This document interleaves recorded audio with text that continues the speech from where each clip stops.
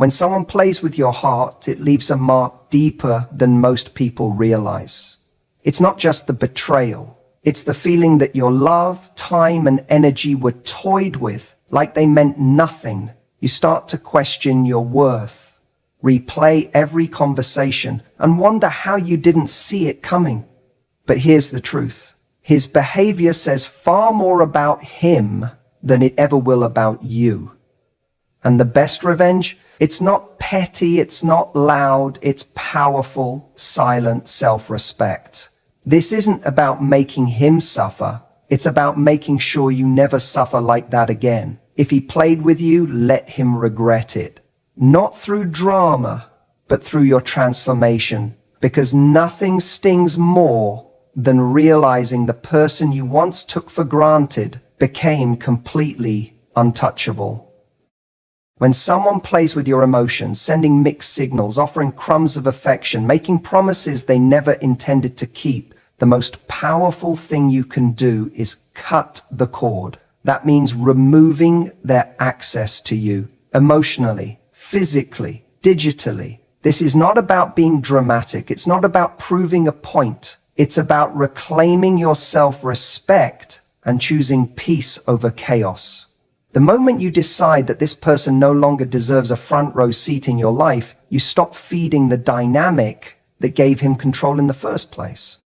People who play with others usually do so because they've learned they can get away with it. They rely on your hope, your forgiveness, and your desire to see the good in them. They know exactly what to say to reel you back in the moment you pull away. They live off that power. And the more they sense you still care, still wait for their messages, still stalk their social media, still respond when they reach out, the more they keep the game going. They don't have to be consistent because your attention has become so predictable. That's why the moment you go silent, truly silent, they start to notice. Because you're no longer participating in the emotional tug of war. Cutting the cord doesn't mean you don't care. It means you care enough about yourself to stop allowing someone to emotionally manipulate you. It means recognizing that love should never feel like a game of control or confusion. You stop giving him space in your mind. Stop rehearsing imaginary conversations and stop reacting to his breadcrumbs. You stop answering texts that come in at 11 p.m. and you stop keeping the door cracked open for what if. The closure you're looking for doesn't come from him changing, it comes from you refusing to engage. When you remove access, you force the other person to feel the absence of your energy. And make no mistake, your energy is powerful. He may not have respected it when he had it, but he'll feel the void when it's gone. And not because you told him to, not because you made a dramatic exit, but because you quietly left the stage. That's when regret starts to brew. Not when you beg or plead or explain, but when you vanish. It creates space for him to realize what he's lost without you needing to orchestrate it. You're not doing this for revenge. You're doing this because your peace matters more than his attention. Every time you choose not to reply, not to watch his stories, not to fall back into old habits, you reinforce your own value. You prove to yourself that you don't need validation from someone who failed to value you in the first place. And with every boundary you enforce, you strengthen your emotional immune system. You start to see things clearly, not through the lens of potential, but through the reality of behavior. This is how you begin the healing process, not by hoping he changes, but by changing how you show up, by refusing to be an option, by being unavailable for games, by showing up for yourself in the ways he never could. And ironically, the more you pull back, the more magnetic you become, not because you're trying to be, but because someone who respects herself becomes impossible to ignore. He may regret what he lost, but by then, you'll be too far gone to care. After someone has played with your emotions, your first instinct might be to show them what they missed out on, to post pictures of your best self online, to seem happy and unbothered, to make it look like you're thriving just to trigger a reaction. But here's the truth. Real evolution doesn't happen in front of an audience. It happens in silence, in solitude. in the quiet moments where no one is watching. The most powerful transformation you'll ever make won't be for him, it will be for you. Upgrading in private is the opposite of trying to make someone regret losing you by performing happiness. You're not trying to prove that you're over it. You are over it. And that shift is everything. When you evolve in silence, your motivation changes. You stop acting from pain and start building from purpose. Your glow up isn't a revenge plan, it's a healing plan. You're no longer chasing validation, likes, or attention. You're investing in peace, clarity, and a future that has nothing to do with him. When you move quietly, you protect your process. No one needs to know how many nights you cried, how hard you've been working, or how many times you had to drag yourself out of bed just to show up for yourself. It's none of their business, because your progress isn't for public consumption, it's sacred. And the less people know, the stronger you become. You're not distracted by reactions or applause. You're fully in your lane, focused on becoming the version of yourself that you admire. And while you're doing that, while you're evolving, healing, learning, creating, and growing, something powerful starts to happen. You begin to outgrow the version of yourself who tolerated someone who didn't treat you right. You begin to see just how much you were shrinking in that relationship just to keep the peace or keep his attention. And when you realize that, regret stops being the goal. The goal becomes freedom, self-mastery, wholeness. You become so committed to your new standard that the idea of going back to someone who mishandled you feels ridiculous. Is the ironic part. When you evolve in silence, the change becomes undeniable. You don't need to say a word. You don't need to show off or send signals. One day, if he happens to look back, he won't recognize the woman he once had access to. He won't be able to trace the steps of your growth because you didn't leave breadcrumbs. You just vanished and re-emerged as a woman who would never entertain his kind of behavior again. That's not revenge, that's power. This kind of growth doesn't come from pretending to be okay. It comes from facing your pain head on, deciding that the cycle ends with you, and making daily choices that align with who you really are, not who you had to become to be loved by someone emotionally unavailable. You don't wait to be seen anymore. You see yourself. You acknowledge your effort, your resilience, your heart, and the more you do that, the less room there is for anyone who does. So while he's waiting for you to break, to reach out, to play the same old game, you're becoming someone unrecognizable to that version of your past. Someone grounded, whole, and emotionally unavailable to dysfunction. That's the part he'll regret. Not just that he lost you, but that he never even took the time to know the woman you were becoming. And by the time he notices, he won't even know where to find her. There's a moment after the heartbreak, after the silence, after the long nights of overthinking, when you realize you were starving for attention from someone who was never truly present with you. And in that moment, you see it clearly. What you craved wasn't love. It was the illusion of being seen. He gave you just enough to keep you hoping, but never enough to truly feel secure. It wasn't affection, it was distraction. And now you get to change the game, not by chasing more attention, but by choosing intention in every area of your life. Attention feels good in the short term. It's the late night text that says, I miss you. It's the Instagram like 2 weeks after he disappeared. It's the phone call out of nowhere just when you were starting to move on. But attention doesn't equal effort. It doesn't equal investment, and it definitely doesn't equal love. When you stop measuring your worth by how much attention you're getting and start asking yourself whether someone is showing up with real intention, you stop falling for moments and start looking for patterns. You stop needing the thrill of being wanted and start demanding the security of being valued. This isn't just about relationships, it's about your whole life. It's about how you use your time, where you place your focus, and what energy you allow into your world. When you begin living intentionally, you no longer have space for people who are unsure about you. You no longer engage with men who breadcrumb you into emotional confusion. Instead, you become someone who knows what she brings to the table and has no interest in proving it to anyone who can't see it on their own.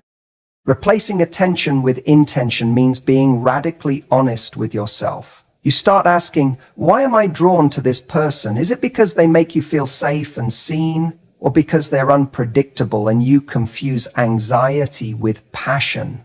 You begin to understand the difference between someone liking you and someone who's ready to build with you. The former might give you butterflies, the latter gives you peace.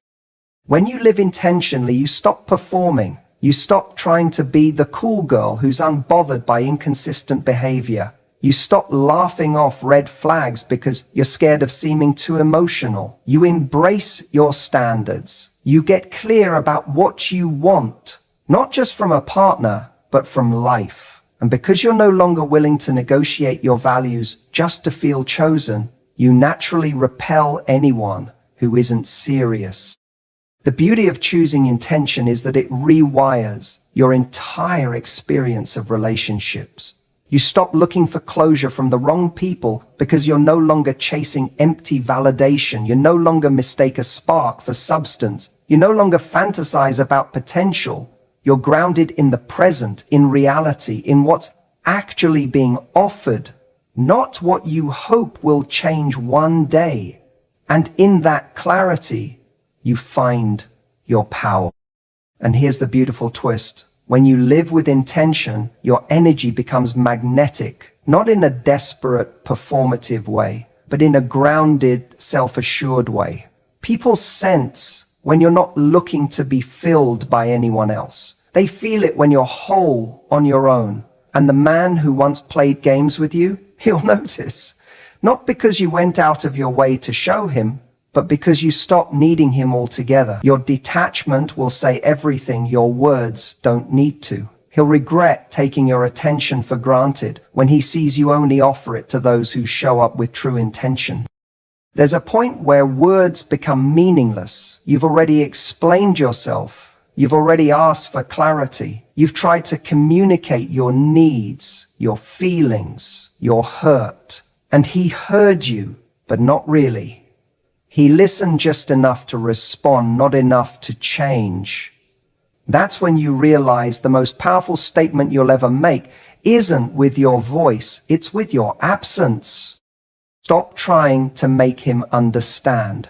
You don't need to keep justifying your pain, your decisions, or your standards to someone who wasn't willing to meet them in the first place. If he didn't take you seriously when you were present, he doesn't deserve the privilege of your words when you're gone. There's a kind of dignity that comes from silence. Not cold, punishing silence, but firm, calm, detached. It's the silence that says, you had my attention, you had my care, you lost it. And that silence echoes in a way words never could. When you keep explaining, what you're really doing is trying to give him a chance to change the story. You're hoping that if you just phrase it differently, he'll finally get it. But someone who didn't respect your words the first 10 times isn't going to suddenly transform on the 11th. The truth is, if he was capable of stepping up in the ways you needed, he would have already. And your willingness to keep explaining only teaches him that he can disrespect your boundaries and still get access to your heart. Letting your absence speak is an act of emotional discipline. It means resisting the urge to send that final message. It means deleting the paragraph you wrote at 2 a.m., trying to explain why you're walking away. It means trusting that if someone doesn't value your presence, they're not going to learn to value it through another explanation. They're going to feel it when it's gone. You don't need to be cruel. You don't need to be passive-aggressive. You just need to be done. And here's the shift. You stop seeking understanding from him and start seeking peace for yourself. You turn that energy inward, you journal it, you process it, you talk to people who actually care to understand you. And in doing so, you begin to realize how much power you gave to someone who wasn't equipped to hold it. You start to forgive yourself, not for loving him, but for expecting more than he could give. And from that forgiveness, you step into clarity. You stop needing him to acknowledge your pain because you acknowledge it. And that's enough. The moment you stop trying to teach someone how to treat you is the moment you reclaim your time, your energy, and your worth. It's not your job to raise him emotionally. It's not your responsibility to keep explaining what respect looks like. If he truly cared, he would have already asked himself what he could do better. And if he didn't, your silence becomes the answer. Your absence becomes the consequence. And eventually that absence will register. Maybe not today, maybe not next week, but one day, when the noise in his life quiets down, he'll notice the space you used to fill. He'll reach for the comfort of your words and find only silence. He'll want the access he used to take for granted and realize it's gone. And by then it won't be about whether or not he regrets it. It'll be about the fact that you're no longer the woman who waits to be understood. You're the woman who understands herself. And that's the version of you he'll never get back. It's so easy to get stuck in nostalgia, to lie in bed and replay the highlights reel of your relationship. That one weekend where things felt perfect, that night he looked at you like you were the only person in the room, those texts that made your heart race. Your brain will do everything it can to protect your heart from pain, even if that means painting over the red flags with rose-colored memories. But here's the hard truth. The version of the relationship you're clinging to might have only existed in your hopes, not in the reality of how he treated you. Romanticizing the past is like rereading the same chapter in a book you've already outgrown. You know how it ends, and deep down you know it wasn't a happy ending. But because you're afraid of the unknown, you keep going back to what's familiar. You keep telling yourself that maybe it wasn't that bad. Maybe if you just said something differently or been more patient or less emotional, things would have turned out better. That line of thinking doesn't just trap you in the past. It makes you doubt your own truth. But what if you took all of that energy, the daydreaming, the what ifs, the analyzing, and poured it into building the life you actually want? What if, instead of romanticizing the person who couldn't show up for you, you started romanticizing your future? Not some fantasy version of him, but a future where you're deeply respected, emotionally safe, and fully expressed. A future where you wake up next to someone who brings you peace, not anxiety, where you don't have to guess how they feel, where your softness is met with strength, not silence. When you shift your focus to your future, something powerful happens. You stop asking, why didn't he love me enough? And start asking, why did I accept less than I deserved? You stop obsessing over the version of yourself that was trying so hard to be enough for someone else, and you start becoming the version of yourself that doesn't need to beg for love. You begin to imagine what it would feel like to be adored, not tolerated, not almost chosen, but seen and celebrated for exactly who you are. Romanticizing your future also means romanticizing the journey that gets you there, the healing, the glow up, the rediscovery of who you are outside of that relationship. It's not always glamorous. Some days it will feel like 2 steps forward and 5 steps back. But every small decision you make, every boundary you enforce, every time you choose not to reach out, every time you invest in yourself, is a vote for the future you're building. And that version of you, she's not mourning a man who couldn't meet her needs. She's thriving because she finally decided to meet her own. Don't get distracted by the illusion of what could have been. That version of the story only exists in your mind. If he was capable of showing up the way you needed, he would have. And if he ever becomes that man, it'll be too late, because you'll have outgrown the girl who would have settled for so little. That's what he'll regret. Not just losing you, but losing access to a future he was never ready for. And you don't need to prove anything to him. You don't need to post about your healing or show him how well you're doing. Just keep building, keep growing, keep falling in love with the life you're creating, because eventually the day will come when you look back, not with longing, but with clarity. and realize the past wasn't something to hold on to. It was the push you needed to become someone who never settles again.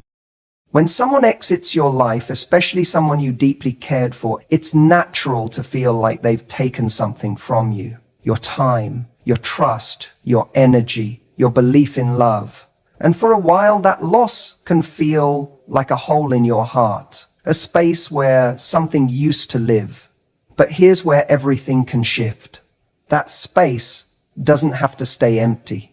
His absence doesn't have to be a subtraction. It can become a powerful addition if you let it. Think about it. What if the space he left behind wasn't a void to be mourned, but a room finally cleared for something better? What if, instead of obsessing over what he took, you started asking yourself what he made room for? His absence, painful as it is, creates a powerful invitation for self-discovery, for expansion, for growth that wouldn't have happened if he'd stayed. Sometimes someone walking away is the universe removing what was never solid, never aligned, never meant to stay past the lesson. You get to decide what his absence means. Does it mean you're not lovable? Or does it mean you're being redirected to something higher, something healthier? Does it mean you weren't enough? Or does it mean he was never capable of receiving the depth of love you are offering? The narrative you choose determines how you heal. If you see his departure as a rejection of your worth, you stay stuck. But if you see it as a redirection to your next chapter, you step into power. There's a version of you that doesn't just survive his absence, but uses it. A version that stops checking his feed, stops rereading old messages, and starts asking better questions. What have I learned about myself from this? What standards am I never compromising again? What parts of me did I ignore just to keep him comfortable? That version of you doesn't look at the end as a failure. She sees it as a clearing, a detox, a reset. She uses the pain to refine her focus, to level up, to become unavailable to anyone who shows up half-hearted. The truth is, his absence will only take from your life if you keep giving it meaning that disempowers you. If you see yourself as abandoned, you'll shrink. But if you see yourself as released, you'll rise. He may have exited without apology. He may have left questions unanswered. But that doesn't have to define you. You're allowed to heal without closure. You're allowed to move forward without revenge. The win isn't making him regret losing you. The win is becoming someone who no longer waits for anyone to realize your value. Every time you choose to invest in yourself, instead of chasing his attention, his absence adds something back to you. A little more peace, a little more clarity, a little more strength. You start to rebuild, not just the life you had before, but a new one designed around you, your dreams, your standards, your rhythm. And in that space he left behind, something extraordinary starts to grow. Self-trust, self-worth, self-love. The very things he could never give you because he hadn't found them in himself. So no, he didn't take your best years. He didn't take your light. He didn't ruin your story. He gave you the contrast you needed to see what you will and won't allow ever again. And that contrast, it's gold. Because when the next man comes along, the one who actually sees you, respects you, and cherishes you, you'll recognize him. Not because he'll be perfect, but because he won't trigger your survival instincts. He'll feel like peace, and you'll only be ready for him because you turned someone's absence into your awakening. At the end of the day, it's not about getting revenge or proving anything to him. It's about reclaiming your power, your worth, and your peace. It's about showing up for yourself in ways you never did before. When you choose to upgrade quietly, replace attention with intention, stop explaining, romanticize your future, and let his absence add to your life, you transform pain into strength and heartbreak into growth. Make no mistake, the regret he feels won't come from your words or your actions directed at him. It will come from the undeniable fact that you refused to be small, that you refused to stay stuck, and that you chose yourself above all else. And in that choice, you become the woman who walks forward with grace, confidence, and a heart wide open, ready for something real, something better, something that honors everything you've learned. So keep evolving in silence, keep living with intention, and never forget the best revenge is your happiness. Because when you truly forget he exists and let him regret, you win the game on your terms.